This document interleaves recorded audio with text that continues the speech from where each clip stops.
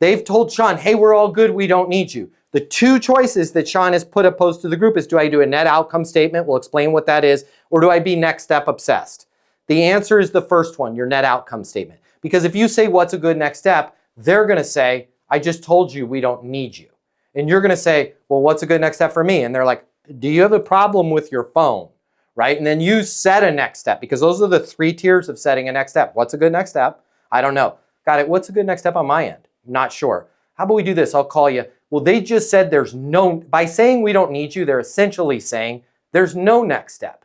So you're going to essentially say, cool, I agree with you, there's no next step, right? Like, you're not going to say those exact words, but you're going to put out the vibe that it's like, it's good, you're all taken care of. That makes me happy, right? I'm so skillful and successful, I just want you to be happy. Don't say that either. You're going to put up the vibe and go, cool, awesome.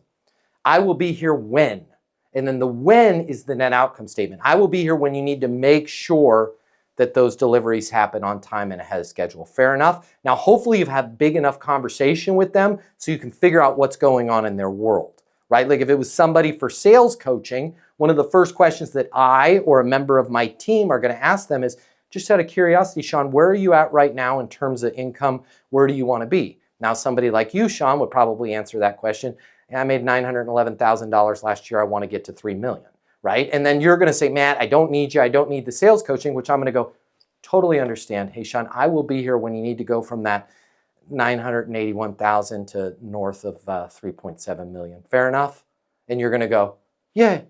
And then you're going to leave that going, did I just break up with an awesome person that was here to help me, right? And it leaves the door wide open then for you at your own leisure to place them. You're going to place them right now in your sustainable pipeline. And then as time permits, meaning you don't have other active deals or other active prospect profiles that you're calling, you're going to call them back and go, man, there's something I was thinking about you guys.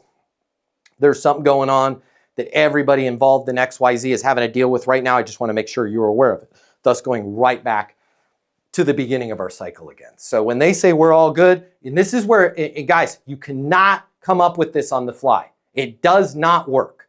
You have to get good at your net outcome statement. I see JR on here. Okay, I haven't seen JR in a long time. Okay, but I don't know. He's just appeared on my screen driving. But JR, right? Hey, JR, we're all good. We're staying with our broker. No problem.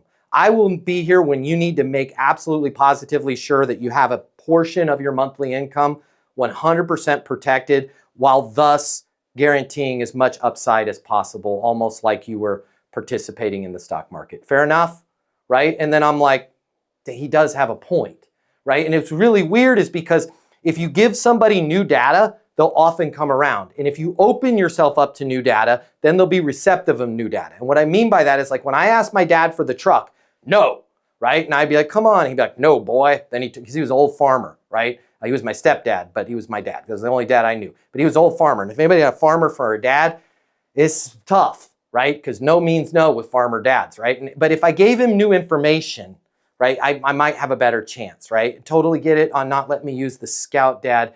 Hey, you know, something just came up I wanted to make sure you were aware of.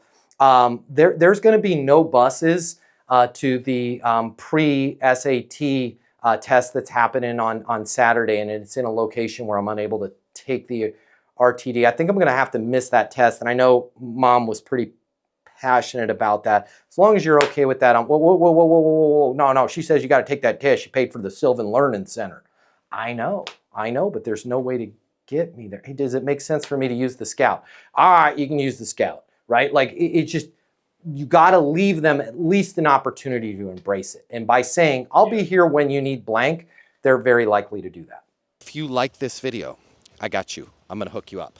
Click the link in my bio. I'm going to give you the closing mini masterclass. It's normally $300. I'm going to pay for everything.